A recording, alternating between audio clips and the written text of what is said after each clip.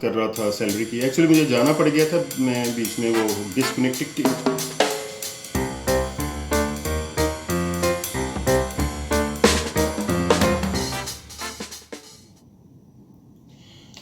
अस्सलाम वालेकुम। Dubai job hunting series की नेक्स्ट एपिसोड के साथ मैं हाज़िर हूँ। थोड़ा सा गैप हो गया बीच में, कुछ एक्टिविटीज़, कुछ मसरूफियात चल रही थी। इसके अलावा कुछ व्लॉग्स भी आपने देखे होंगे, जनरल किस्म के जो होते हैं आपकी मोटिवेशन के लिए और यहाँ का लाइफस्टाइल दिखाने के लिए। ठीक है, तो बहुत सारी बातें, बहुत सारा एक्सपीरियंस, काफ़ी सारा तो मैंने शेयर कर दिया, बाकी ग्रेजुअली आप तक पहुँचाता रहूँगा। आज हम बात करते हैं रहाइश की, अकोमोडेशन जिसे कहते हैं। नॉर्मली यहाँ पे शेयरिंग पे रह जाता है। ठीक है जी। और एक बात ज़हन में रखें, मैं बहुत कोई हाई फाई जॉब्स का नहीं बता रहा। ठीक है, अगर आपके पास कोई प्रोफेशनल डिग्री है, आप मास्टर्स इन कंप्यूटर और आपने अच्छे लेवल की इंजीनियरिंग की हुई है, या आप MBBS हैं मतलब कि आपने कोई बहुत अच्छी क्वालिफिकेशन है, तो आप अच्छी जॉब मिल सकती है और आप अलहदा सेपरेट रह सकते हैं। ठीक है, तो ये बात ज़हन में रखें कि मैं उन लोगों के लिए बात कर रहा हूँ जो मीडियोकर्स हैं, मीडियम इंटरमीडिएट लेवल का जॉब उनका इधर है स्कोप। ठीक है, वो नॉर्मली शेयरिंग में रहते हैं। थोड़ा सा आइडिया मैं दे दूँ आपको। मिनिमम वेजेस जो हैं 1000 से 1100 दिरहम कम से कम सैलरी, साथ अकोमोडेशन कंपनी की, साथ ट्रांसपोर्टेशन और मेडिकल फैसिलिटी। अगर अनफॉर्चुनेटली आपकी तबीयत नासाज हो जाए तो उस इंश्योरेंस होती है, उसमें वो कवर करते हैं। कार्ड होता है एक, आप जाते हैं मेडिकल पे, नॉमिनल से वो चार्जेस लेते हैं, बिल्कुल कम, और मेडिसिन लिख देते हैं, वो भी आपको चीप प्राइस में मिल जाती है। लेकिन देते बहुत सारी मेडिसिन, इतना सारा शापर पर देंगे। तो यहाँ पे आई विश के सारे सेहतमंद तंदुरुस्त रहें। यहाँ पे बीमार होना जो है वो एक बड़ा वो एक अजीब सा एक्सपीरियंस होता है कि सारे गए हुए हैं और आप अकेले रूम में हैं, वहाँ पे आपको कोई अटेंड करने वाला नहीं है। ये घर वाला सीन नहीं है ना। घर में तो सारे होते हैं आपकी केयर करने वाले, खाने का पूछने वाले, दवाई का पूछने वाले।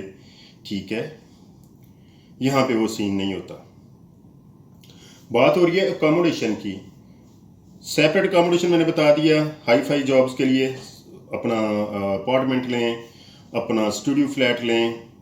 और दो सिचुएशंस होंगी, एक ये कि कंपनी प्रोवाइडेड अकोमोडेशन, इसमें भी आगे दो सिचुएशंस हो सकती हैं कि कंपनी किसी थर्ड पार्टी का कैंप या अकोमोडेशन हायर करके आपको वहाँ पे अकोमोडेट कर रही है, या कंपनी का अपना है। जैसे भी है, जब वो कमिटेड हैं कि हम आपको अकोमोडेशन देंगे तो वो कोई भी हो सकती है। और अकोमोडेशन में बेड स्पेस, इसमें ये वाली जॉब जो है ये इनिशियल है। जिस तरह के रेस्टोरेंट पे वेटर्स हैं उनकी ये सैलरी है, लोडिंग ऑफ लोडिंग जो करते हैं उनकी ये सैलरी है, मुख्तलिफ अदारों में ऑफिस बॉय जो है उसकी ये सैलरी है, और किसी सैलून में एज ए बार्बर अगर आपको काम आता है अच्छा हेयर कटिंग का, तो उसकी भी ये सैलरी है।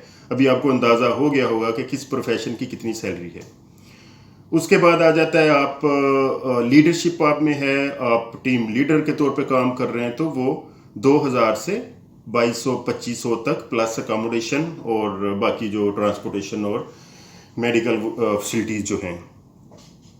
ठीक है, और वो एक अलग सिनेरियो है कि आप ग्रो कर जाएं, आप इनिशियल लेवल पे आए हैं, उसके बाद आप टीम लीडर बन गए हैं, आप सुपरवाइज़र बन गए हैं, आप असिस्टेंट मैनेजर बन गए हैं, आप मैनेजर बन गए हैं।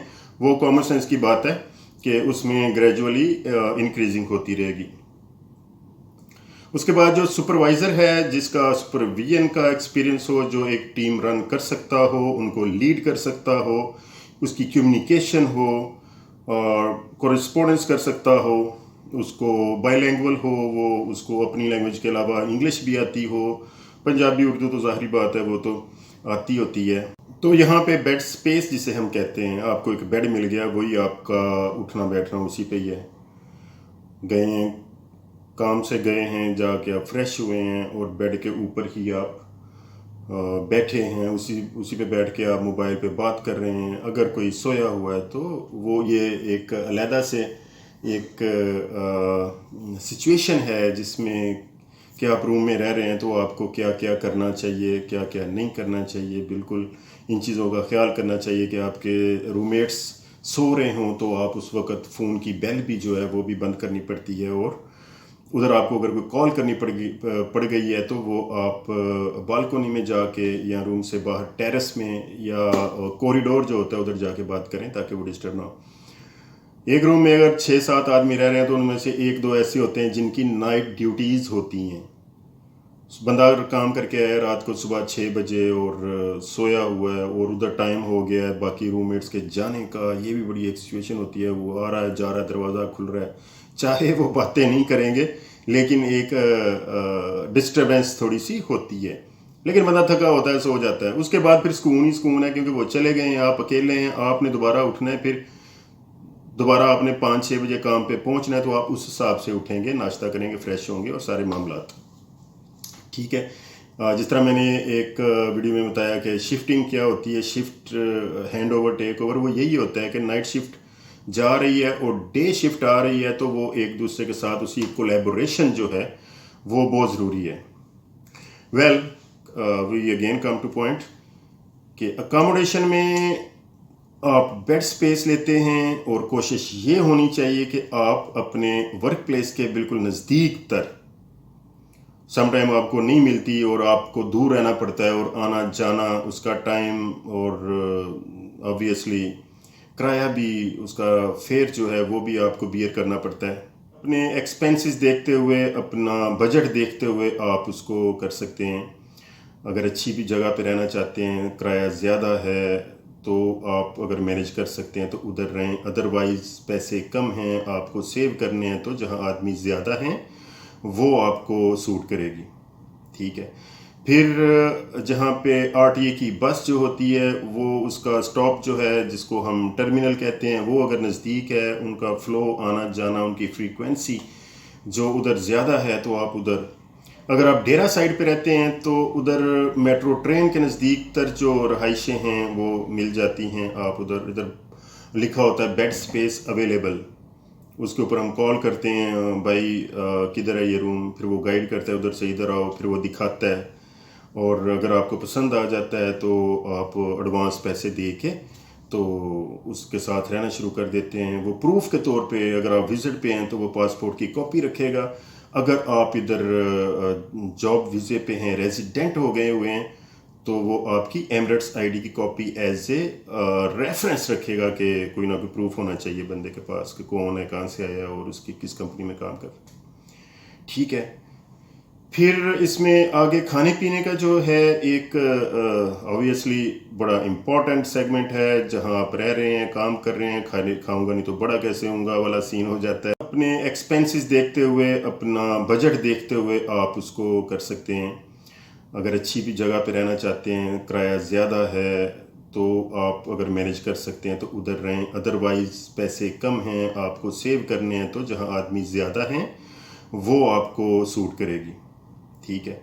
फिर जहाँ पे आरटीए की बस जो होती है वो उसका स्टॉप जो है जिसको हम टर्मिनल कहते हैं वो अगर नज़दीक है, उनका फ़्लो आना जाना, उनकी फ्रीक्वेंसी जो उधर ज़्यादा है तो आप उधर, अगर आप डेरा साइड पे रहते हैं तो उधर मेट्रो ट्रेन के नज़दीक तर जो रहाइशें हैं वो मिल जाती हैं। आप उधर इधर लिखा होता है बेड स्पेस अवेलेबल, उसके ऊपर हम कॉल करते हैं, भाई किधर है ये रूम, फिर वो गाइड करता है उधर से इधर आओ, फिर वो दिखाता है और अगर आपको पसंद आ जाता है तो आप एडवांस पैसे दे के तो उसके साथ रहना शुरू कर देते हैं। वो प्रूफ के तौर पे अगर आप विज़िट पे हैं तो वो पासपोर्ट की कॉपी रखेगा।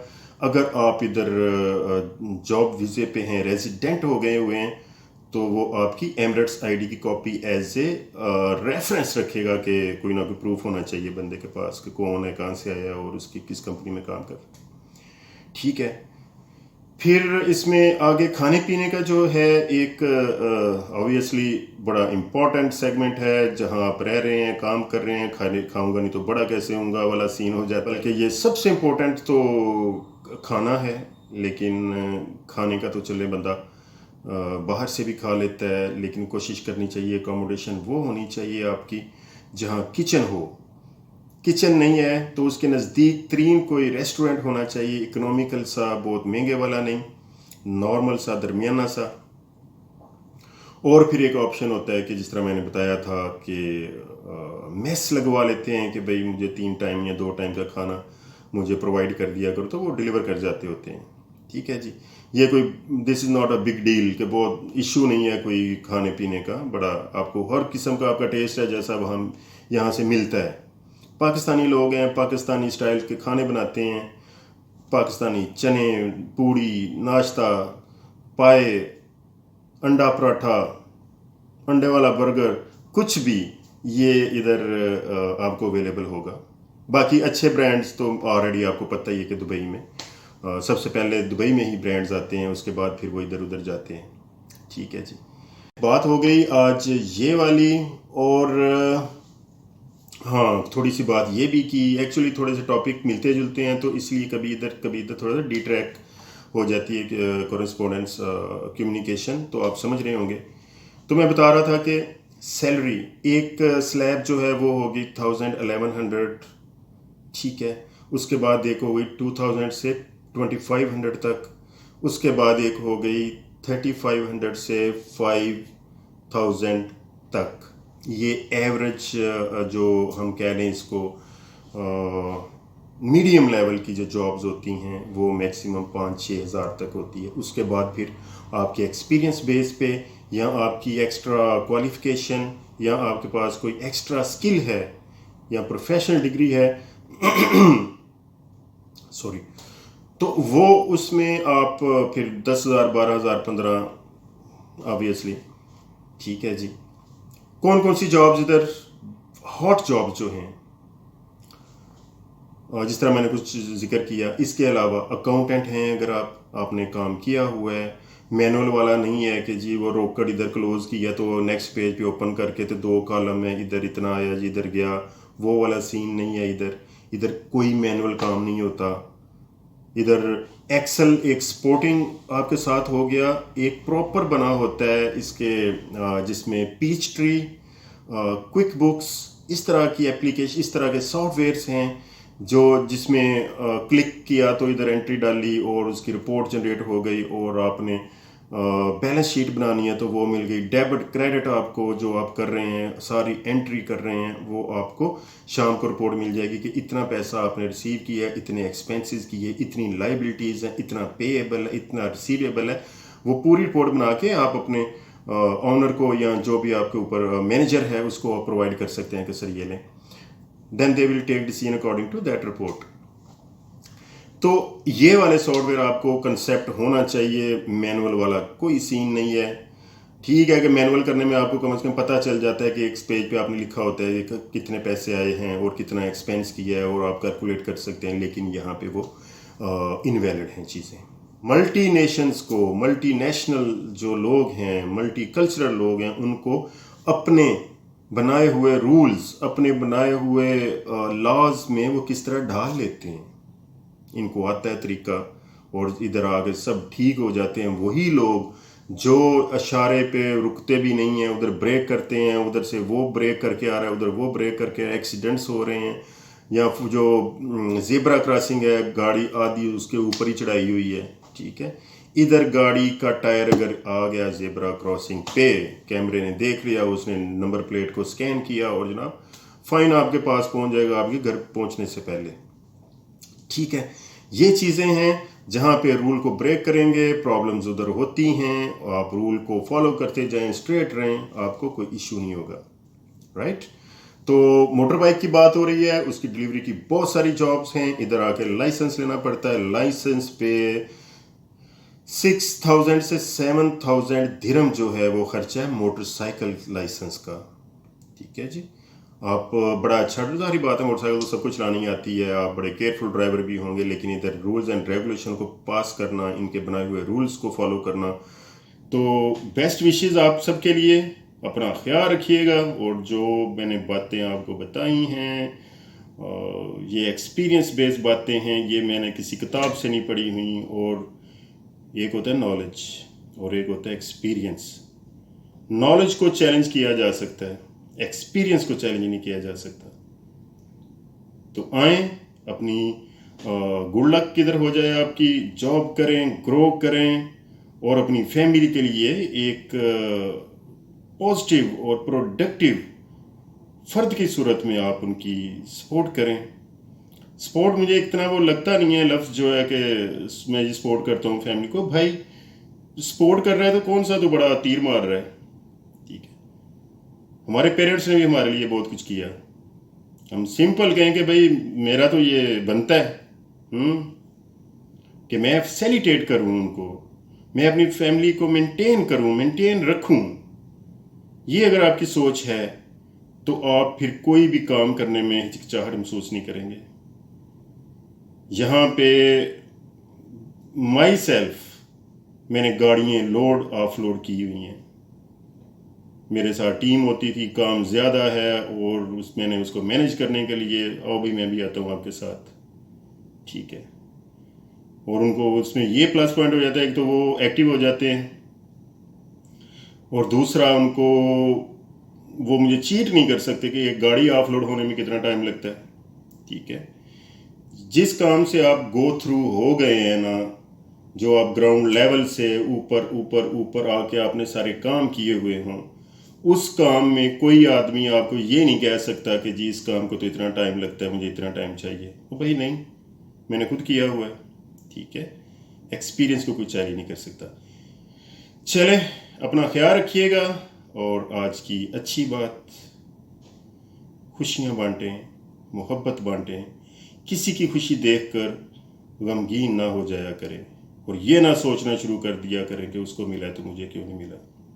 अल्लाह ताला की अता पे, अल्लाह ताला की डिस्ट्रीब्यूशन पे, अल्लाह ताला के दिए पे खुश रहें, और हमेशा वो चीज़ें काउंट करें जो अल्लाह ताला ने आपको दी हुई हैं, वो कभी काउंट ना करें जो आपको मिली नहीं है।